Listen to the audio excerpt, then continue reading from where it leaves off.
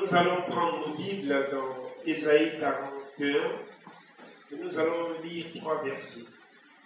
Le verset 17 au verset 20. Ésaïe 41, du verset 17 au verset 20. Les malheureux et les indigents cherchent de l'eau et il n'y en a point. Leur langue est desséchée par la soif. Moi, l'Éternel, je les exaucerai. Moi, le Dieu d'Israël, je ne les abandonnerai pas. Verset 18. Je ferai jaillir des fleuves sur les collines et des sources au milieu des vallées. Je changerai le désert en étang et la terre aride en courant d'eau. Je mettrai dans le désert le cèdre, l'acacia, le myrte et l'olivier. Je mettrai dans les lieux stériles le cyprès, l'orme et le buis, tous ensemble. Enfin qu'ils voient, qu'ils sachent, qu'ils observent et considèrent que la main de l'Éternel a fait ces choses, que le Saint d'Israël en est l'auteur. Amen. Il faut prier pour la parole en même temps. Seigneur, nous voulons te rendre gloire. Nous voulons te dire merci pour ce jour encore, Seigneur Dieu, que tu as béni d'avance. Toi qui nous as convoqués, Seigneur Dieu, ce soir, afin d'écouter tes oracles, Seigneur. Il est l'heure pour nous, Seigneur Dieu, d'entendre tes conseils. C'est pourquoi nous prions que, Seigneur, par ton esprit, tu disposes nos cœurs, tu ouvres l'entendement de chacun, tu permets que, Seigneur Dieu, tout ce qui est murmure, tout ce qui est bruit, Seigneur Dieu, se taise afin de recevoir, Seigneur Dieu, de toi, Père éternel, les conseils. Merci de nous parler, merci de nous instruire, et que toute gloire te revienne au nom de Jésus. Amen. Amen. Bien-aimés, sachons que dans notre monde aujourd'hui, il y a beaucoup d'hommes qui souffrent. Dans le monde en général et dans l'Église en particulier, il y a des hommes, il y a des femmes qui souffrent de divers maux. Cela les emmène souvent, de temps à autre, ou cela emmène certains, nombre d'entre eux, au pied des marabouts, au pied des devins, au pied des spirites, au pied des médiums, au pied des mystiques, au pied des divinités, ou au pied souvent des faux prophètes. Ces derniers-là leur promettent le changement de leur désert en pâturage verdoyant, le changement de leur désert en plaine d'olives, le changement de leur désert en vallée fleurie. Et cela attire davantage, n'est-ce pas, le monde vers ces personnes. Mais est-ce qu'en réalité, ces personnes qui vont vers ces divinités ont réellement la solution à leurs problèmes? Est-ce qu'ils repartent réellement déchargés et satisfaits des résultats? Ces personnes et ces divinités ont-ils eux aussi réellement le pouvoir de transformer un désert en étang sans contrepartie? Alors, si tel n'est pas le cas, d'où est-ce que la solution au problème des hommes peut-elle donc venir? Qui peut en réalité changer une vie empreinte de malheur en une vie de bonheur et de gloire durable et définitive? Il y a quelqu'un qui a dit tout à l'heure Je changerai ton désert en étang. Et je suis tellement heureux ce soir parce que lui-même, il a déjà prêché. Lui-même, il a déjà prêché, je vous le dis. Jésus, le Saint-Esprit a déjà prêché. En principe, j'aurais dû dire, bon, on va se lever, on va prier, on va glorifier le Seigneur parce que le Seigneur a déjà prêché. Amen. Voilà. Dans la Bible a noté, il est dit, je ferai jaillir des fleuves sur les sommets dépouillés et des sources au milieu des vallées. Je changerai le désert en un lac et la terre aride en fontaine d'eau. Je mettrai dans le désert le cèdre, l'acacia, le myrrhe, l'olivier. Je mettrai ensemble dans la steppe le cyprès, le platane, le buis, afin que tous voient et sachent et remarquent et comprennent que c'est la main de l'Éternel qui a fait cela et le Saint d'Israël qui l'a créé.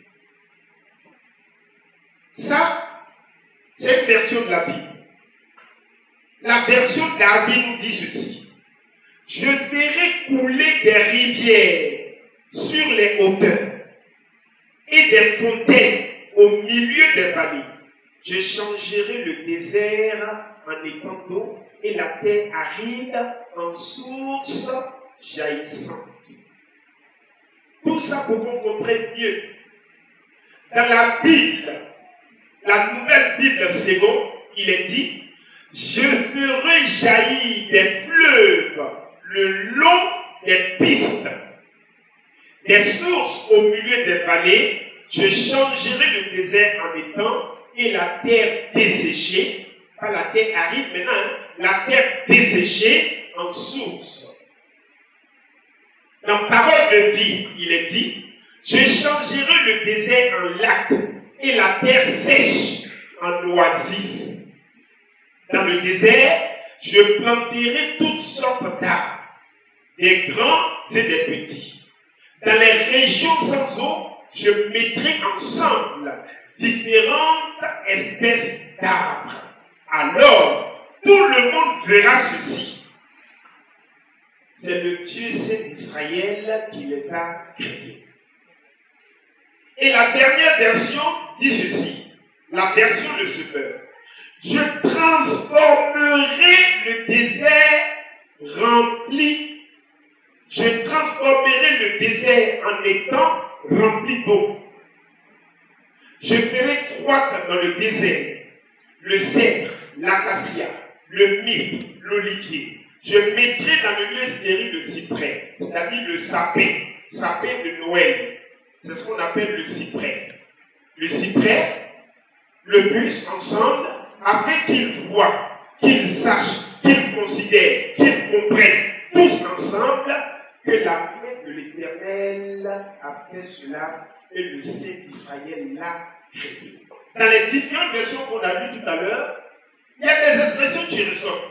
La main de l'Éternel a fait cela. La main de l'Éternel a fait cela. La main de l'Éternel a fait cela. Et ensuite, il y a une autre expression. Le Saint d'Israël l'a créé. Le Saint d'Israël l'a créé. Amen. Alors ce soir, j'aimerais que tu dises à ton voisin ceci. Ils sauront. Ils considéreront. Ils comprendront que la main de Dieu a fait cela pour moi. Que la main de Dieu a fait cela pour moi. Sa parole créatrice parlera en ma faveur. Sa parole créatrice parlera en ma faveur. La parole créatrice de Dieu parlera en notre faveur. Amen. Ok. Je l'ai dit tantôt que dans le texte que nous avons lu tout à l'heure, nous avons entendu quelqu'un dire, je changerai ton désert en étang et ta terre arrive en courant d'eau. Je ferai ceci, je ferai cela. Mais, attendez. Dans quel contexte il nous dit cela? Que s'est-il passé afin qu'il se lève pour nous dire « Je changerai ton désert en étang ». Pourquoi il dit cela? Que s'est-il passé? Et puis il dit cela. Essayons de comprendre un peu. Alors, cette parole est la parole, n'est-ce pas, de Dieu. Mais elle vient, n'est-ce pas, de la bouche de quelqu'un. Et ce quelqu'un-là, c'est lui qu'on appelait ici le prophète Ésaïe. Le prophète Ésaïe, bien aimé, son nom signifie Dieu est salut. Ou encore Dieu sauve. Dans ces 40 jours, Dieu est venu pour sauver. Dans ces 40 jours, Dieu est venu pour accorder le salut. Donc, saisissons cela par la foi. Amen. Alors, après la mort du roi Salomon, le royaume va se diviser en deux. À savoir, le royaume du nord et le royaume du sud. Vous savez qu'en Israël, il y a 12 tribus. Alors, étant donné que le fils de Salomon, du nom de Roboam, n'a pas su gérer le pouvoir, le pays, le royaume, après la mort de son père, alors il y aura rébellion. Il y aura rébellion. Un ancien rebelle qui s'était enfui, qui était allé en Égypte, après la mort de Salomon, il va revenir. Quand il va revenir, il y aura des troubles. Et le pays va se diviser en deux. Et sur les 12 tribus, il y aura 10 tribus au nord, qu'on appelle la tribu d'Israël, et il y aura 2 tribus au sud, qu'on appelle la tribu de Juda. Alors, qu'est-ce qui va se passer? Il faut dire que le pays a eu à se diviser parce qu'il y a eu péché, il y a eu iniquité. Et c'est le résultat de ce péché-là qui allait donc tomber sur Israël, de sorte que Israël soit divisé en deux. Mais ce n'était pas tout. Puisque, étant donné qu'ils étaient divisés en deux, après la mort de Salomon, ainsi donc en 722 avant Jésus, le royaume d'Israël, donc qui est au nord, va être détruit par les Assyriens. Les Assyriens vont venir, ils vont détruire, donc ils vont attaquer le royaume du nord, c'est-à-dire le royaume d'Israël. Ils vont prendre une bonne partie de la population et puis ils vont les amener en Assyrie. Ils vont les déporter donc à Ninive, qui est la capitale de la Syrie. Et puis, selon leur coutume, ils vont prendre, n'est-ce pas, les Assyriens, qu'on appelle les Assyriens qui sont dans les villages et tout ça, et puis ils vont venir repeupler, n'est-ce pas, les régions où ils ont enlevé les gens pour aller. Ils vont envoyer eux-mêmes leurs frères pour dire, bon, allez-y, vous installez là-bas.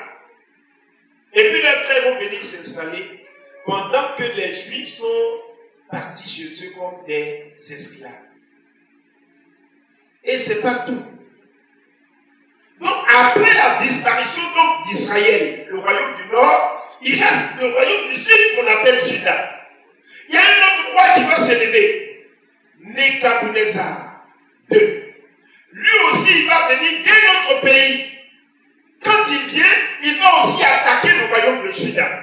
Et quand il attaque le royaume de Juda, il va aussi prendre une bonne partie des Juifs et puis il va les envoyer à Babylone.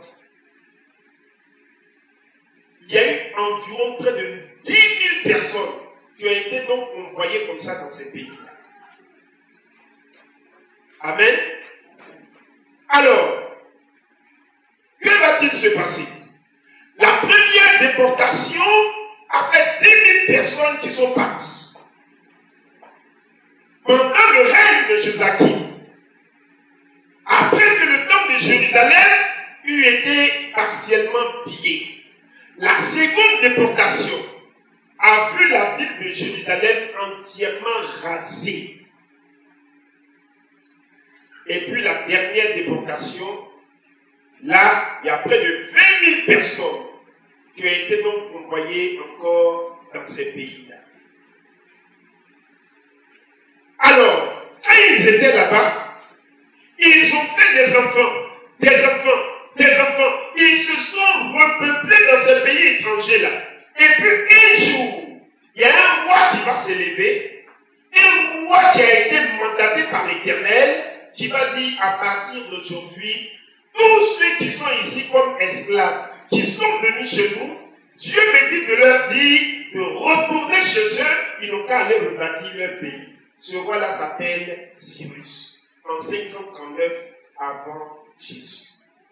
Le roi de Perse, qui est actuellement, on appelle actuellement l'Iran. Le roi de l'Iran, qui s'appelle Cyrus. Donc il va demander donc aux Juifs de retourner chez eux, après près de 70 ans passés là-bas. Et quand ils vont venir, il y aura environ 42 000 personnes qui vont décider, n'est-ce pas, de retourner chez eux. Mais, assurément, ils étaient dans leur maison. Vraiment, le roi nous demande de retourner chez nous. Avec toutes ces dizaines d'années qu'on a passées ici. Mais ça, c'est un désert qu'on s'en va trouver là-bas. Un pays qu'on a quitté il y a près de 20 ans, il y a près de 50 ans, mais c'est un désert qu'on s'en va trouver. Il n'y a plus personne derrière nous là-bas. On va aller, n'est-ce pas, souffrir, on va aller rebâtir encore, on va aller recommencer tout à zéro. C'est ce qui se disait certainement dans les familles, dans les maisons, entre des amis, entre des frères. Et c'est alors que tu vas mandater Esaïe qui va, n'est-ce pas, donc prophétiser à ce peuple. Vous qui allez retourner là, vous pensez qu'il y a le désert là-bas. C'est vrai. Mais moi, l'Éternel, je changerai ce désert-là en étant. Je changerai ce désert en étant d'eau. Voilà un peu le contexte. Mais, il y a une expression ou bien un mot vraiment qui me touche. Le je. Je changerai le désert en étant d'eau. Qui est caché derrière ce je? C'est pourquoi j'ai dit tout à l'heure que le Seigneur avait déjà fini de prêcher. Qui est caché derrière le pronom personnel je? Le pronom personnel, la première personne du singulier. Je changerai. Qui dit je changerai? Qui est caché derrière ça? Qui est caché derrière ce pronom-là?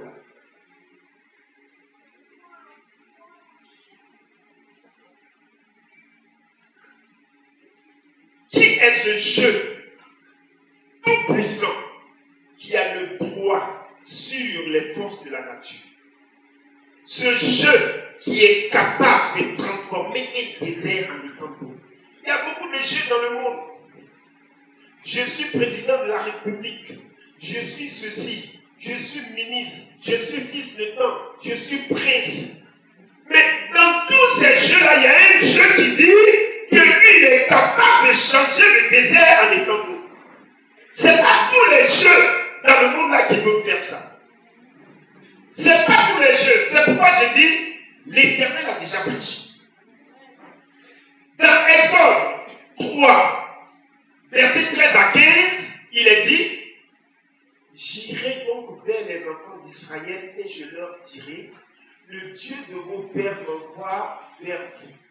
Mais, s'ils me demandent quel est son nom, que leur répondrai-je? S'ils me demandent quel est son nom, que est-ce que je vais leur dire?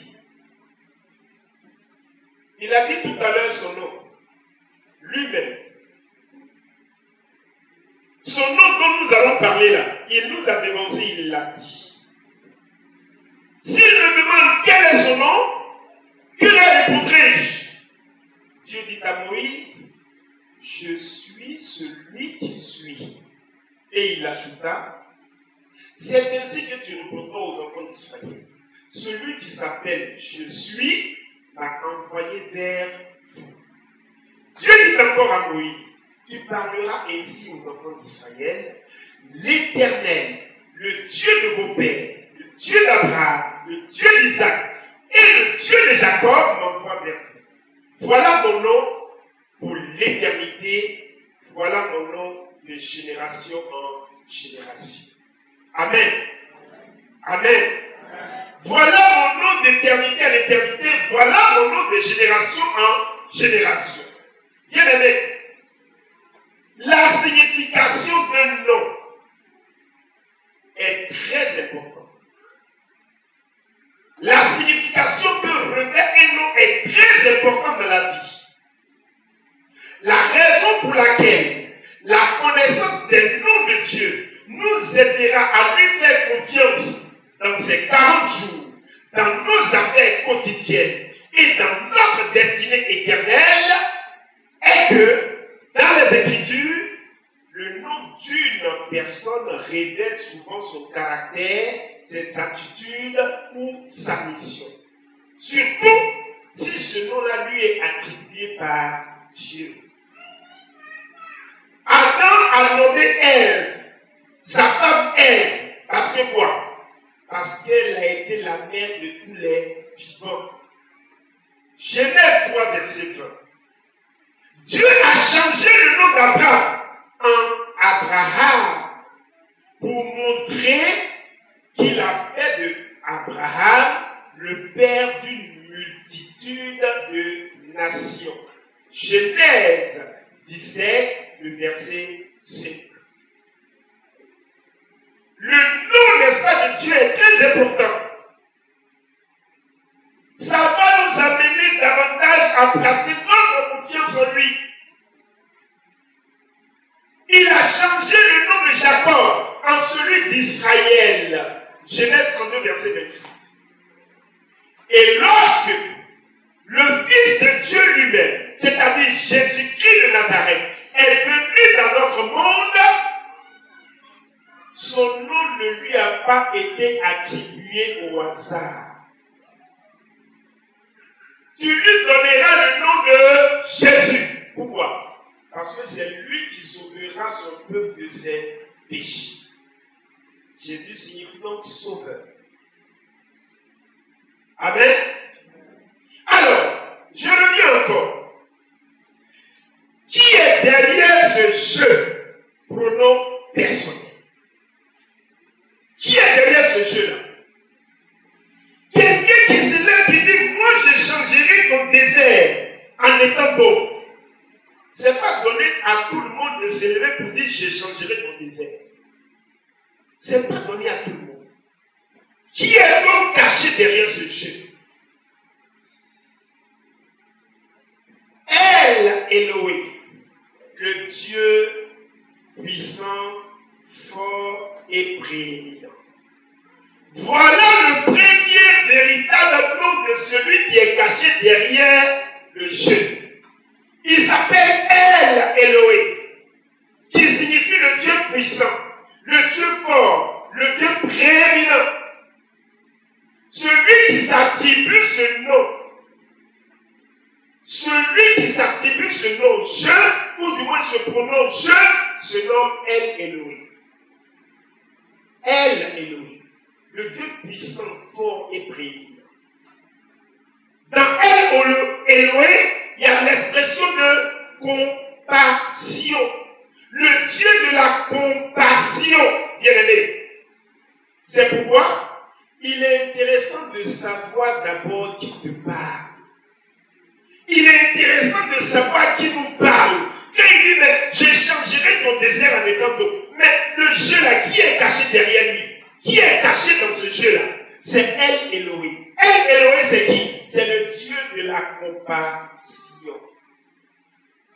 Amen.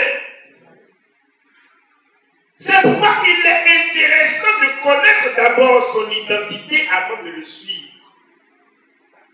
Bon nombre de personnes aujourd'hui suivent des gens sans réellement savoir qui ils sont.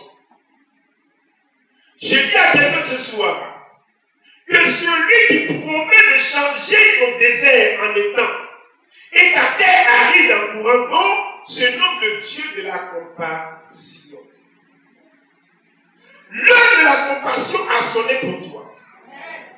Il fera changer ton désert de difficulté, ton désert d'échec, ton désert de maladie, ton désert de célibat, ton désert de chômage, ton désert de concubinage.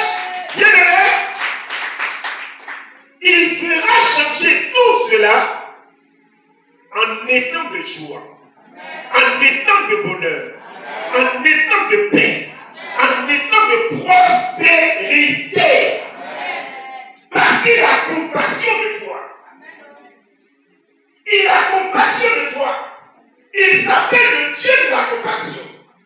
Celui qui a dit je changerai là, il s'appelle le Dieu de la compassion. Amen. C'est celui-là qui a eu compassion d'Abraham. Quand Abraham souffrait en lui-même et qu'il n'avait plus d'enfant, il avait maintenant 100 ans. Et depuis 25 ans, Dieu lui disait, mais Abraham, je vais te donner un fils, je vais te donner un héritier. Abraham, crois seulement. Abraham, ne désespère pas. Abraham, aie la foi en moi. Abraham, crois en moi. Pendant 25 ans, Dieu disait toujours à Abraham, crois en moi. Crois en moi. Crois en moi. Crois en moi. Crois en moi. Pendant 25 ans. Jusqu'à ce qu'il ait 100 ans, de 75 ans à 100 ans. Dieu a fini par avoir compassion d'Abraham. Sa femme qui était ménopausée, elle avait maintenant 90 ans. Elle avait dépassé, naturellement parlant, elle avait dépassé médicalement parlant. Bien aimé, le processus d'enfantement a fini par concevoir. Et Isaac est venu au monde. Le Dieu de la compassion. Les présidents peuvent te promettre des choses, mais ils ne peuvent pas faire ce que Dieu a fait à Abraham. Jamais. Le Dieu de la compassion. Amen. Alors, qui est caché derrière ce jeu pronom personnel? Celui qui est caché derrière ce jeu pronom personnel s'appelle encore Elohim. Elohim, le Dieu créateur, puissant et fort. Voilà pourquoi il dit, je changerai ton désert en étang. Je vais créer, n'est-ce pas, de l'étang dans ce désert-là. Mais celui qui n'est pas créateur ne peut pas dire je vais créer. C'est ça. Celui qui n'est pas créateur ne peut pas dire je vais changer. Non. Jah, comme il faut le dire, comme les gens, Jah, dans son nom-là, on dit qu'il est le créateur. Donc quand il s'élève pour dire je changerai ton désert en étang, c'est pas un vrai mot. C'est pas pour rien. Il sait pourquoi il dit ça. Parce qu'il est le Dieu créateur. C'est ça. Elohim, le Dieu créateur, puissant et fort. Celui qui est derrière ce pronom je se nomme Elohim. Le Dieu créateur puissant et fort. Genèse 17, verset 7. Pour ceux qui prennent note, Genèse 33, verset 20. Et Jérémie 31, verset 33. Elohim. Bien-aimé, c'est tellement, je suis tellement content, bien-aimé, d'être enfant d'Elohim. Sois heureux d'être l'enfant d'Elohim. Elohim, le Dieu créateur. Quand il dit je vais créer, je vais apporter, n'est-ce pas, de l'eau là où il y a le désert, il peut le faire. Parce que lui, il est créateur. En dehors de lui, personne ne peut faire sortir de l'eau là où il y a le désert. Jamais. Personne ne peut créer cela. Il faut le créateur seul. Amen. Il faut le créateur seul. Dans Genèse 1, verset 1, on voit cela. Il lui a suffi de parler seulement pour que le monde existe. Donc s'il dit qu'il va changer ton désert, c'est que c'est la vérité. C'est que c'est la vérité. Il lui a suffi d'appeler à l'existence ce qui n'existait pas auparavant pour que la chose appartienne à l'existence. Que la terre soit et la terre fut. Que la lumière soit et la lumière fut. Que les arbres soient et les arbres furent. Donc celui qui dit et la chose arrive, c'est celui-là qui peut changer, comme disait en étant. Et je crois qu'il le fera. Et il va le faire.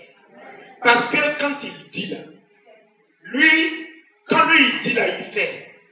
Voilà, il n'est pas comme les hommes qui promettent et puis il ne faut pas. Quand lui il dit là, il fait.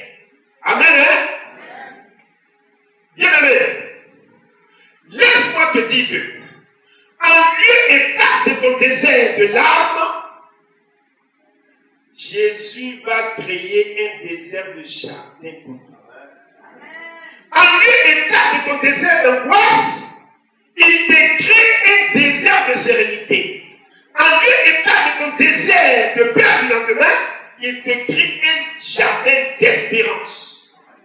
Oui, un jardin d'espérance.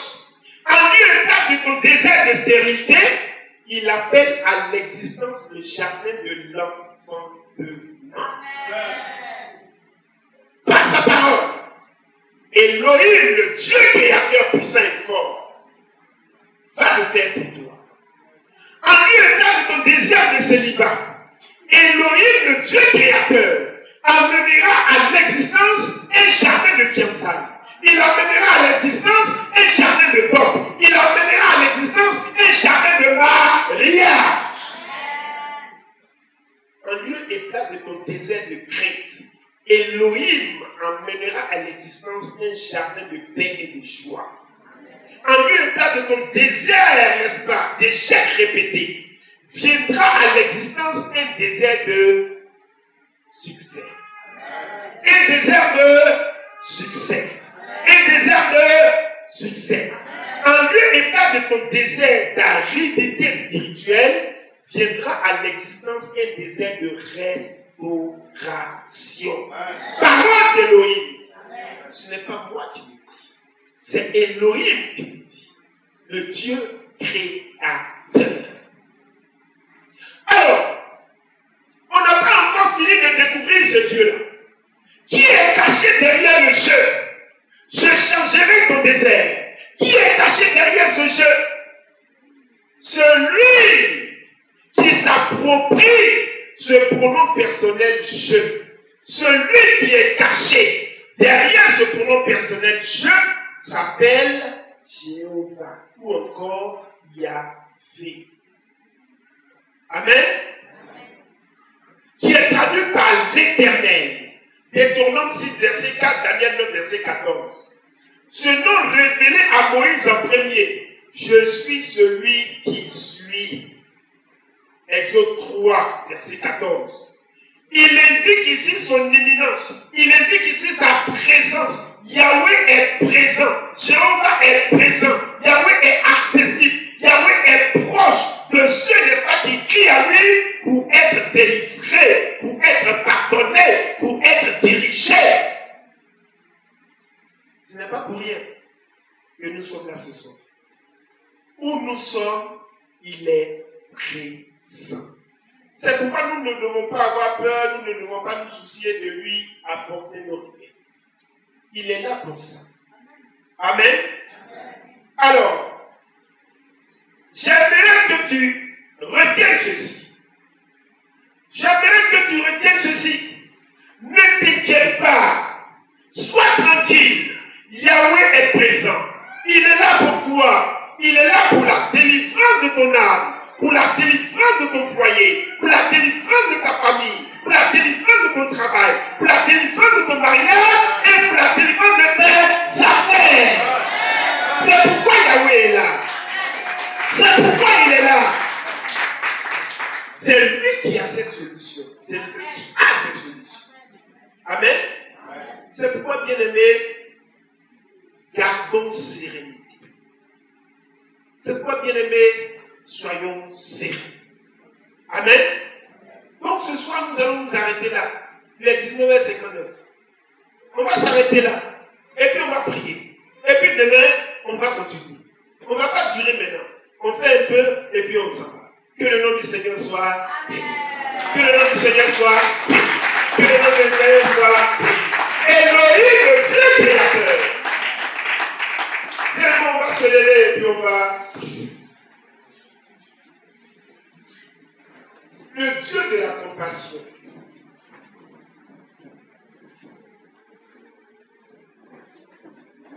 A eu compassion de toi pendant ces 40 jours. Et dans sa compassion, il décide, n'est-ce pas, de refaire ta vie.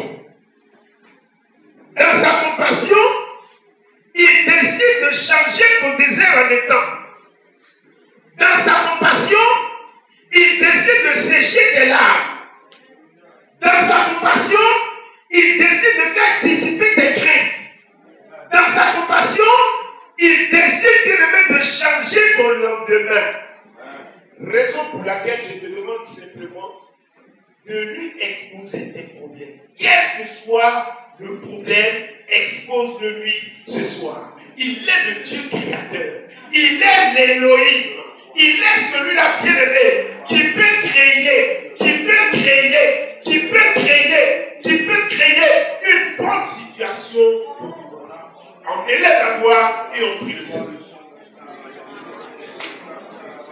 On élève la voix et on prie le Seigneur. Il faut crier à lui ce soir. Le Dieu créateur est présent. Le Dieu créateur qui se nomme Elohim, il est là ce soir. Son nom Yahweh nous dit qu'il est présent. Son nom Jéhovah nous dit qu'il est présent. Elohim nous dit qu'il est le créateur. Elohim nous dit qu'il est le créateur. Elohim nous dit qu'il est le créateur. Alors quel est ton problème? Quelle est la situation? Qu'est-ce que Dieu ne peut pas créer dans ta vie? Qu'est-ce qu'il ne peut pas créer pour toi? Qu'est-ce qu'il ne peut pas créer pour toi? Qu'est-ce qu'il ne peut pas faire pour toi? Qu'est-ce qu'il ne peut pas faire pour toi? C'est pourquoi je te demande d'élever la voix et de prier. D'élever la voix et de prier. D'élever la voix et de prier. D'élever la voix et de prier. D'élever la voix et de prier. D'élever la voix et de prier. Apporte ton problème. Dépose ton problème à ses pieds. Dépose ton problème à ses pieds. Jérémie. Dépose ton problème à ses pieds. Dépose ton problème à ses pieds. Dépose ton problème à ses pieds. Élève la voix et prie. Élève la voix et prie. Élève la voix et prie.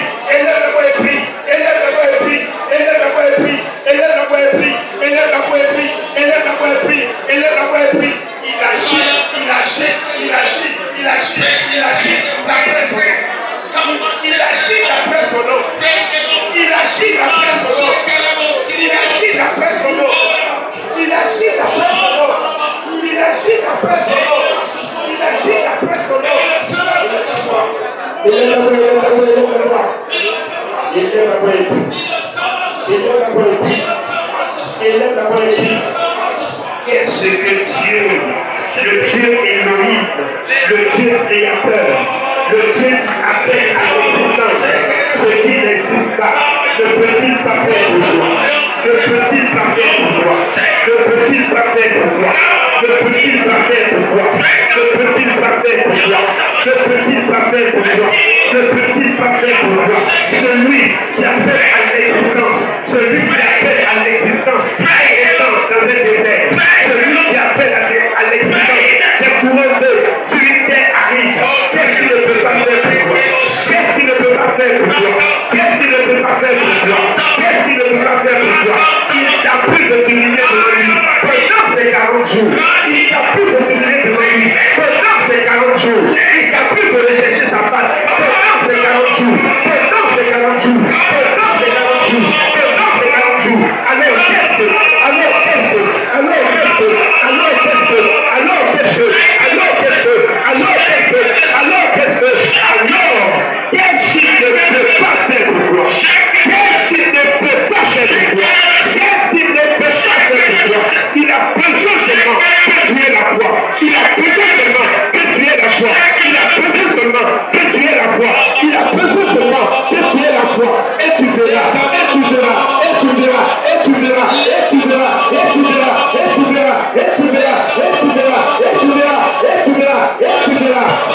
parole créatrice, sa parole créatrice, amener à l'existence ce qui n'avait pas existé de la vie auparavant. Tu feras sa parole créatrice, amener à l'existence ce qui n'a pas existé en de ta vie. Tu feras les choses de Dieu le dit, les choses de Dieu le dit, les choses de Dieu le dit, les temps de 40 jours, les choses de Dieu le dit, les choses de Dieu le dit, les choses de Dieu le dit, chaque homme de Dieu, chaque homme de Dieu, chaque homme de Dieu qui est passé ici, t'a dit que ton désert sera changé, ton désert se changera, tout transportera ton désert. Tout transportera ton désert. Tout transportera ton désert. Tout transportera ton désert. Crois.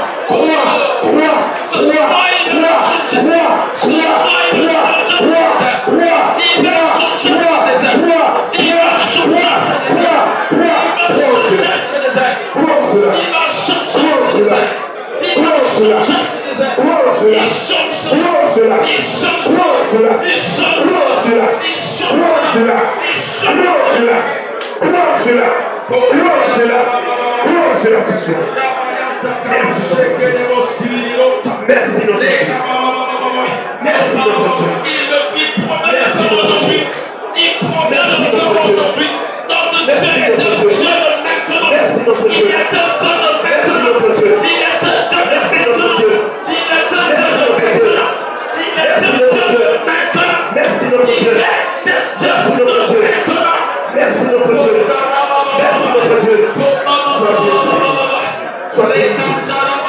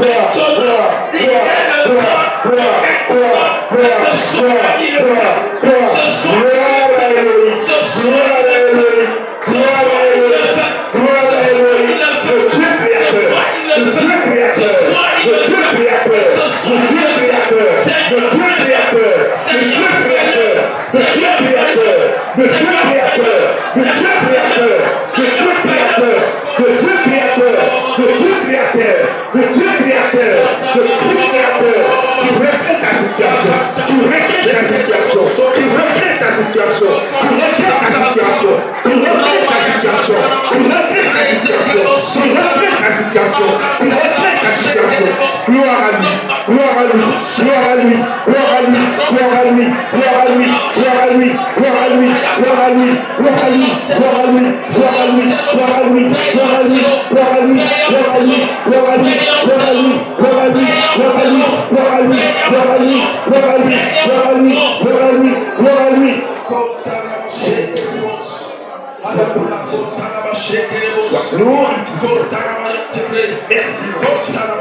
Alléluia.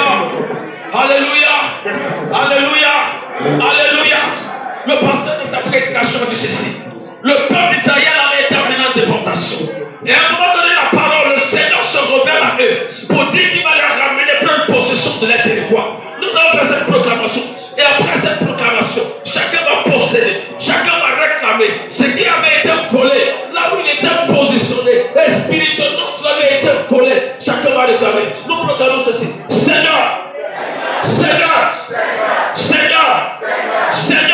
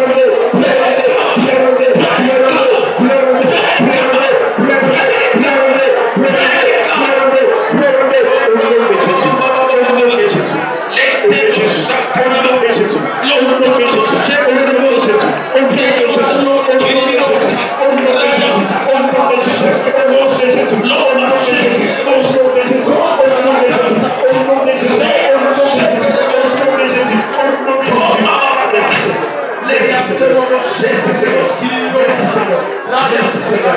Merci Seigneur. Merci Seigneur. Merci Seigneur. Merci Seigneur. Merci Seigneur.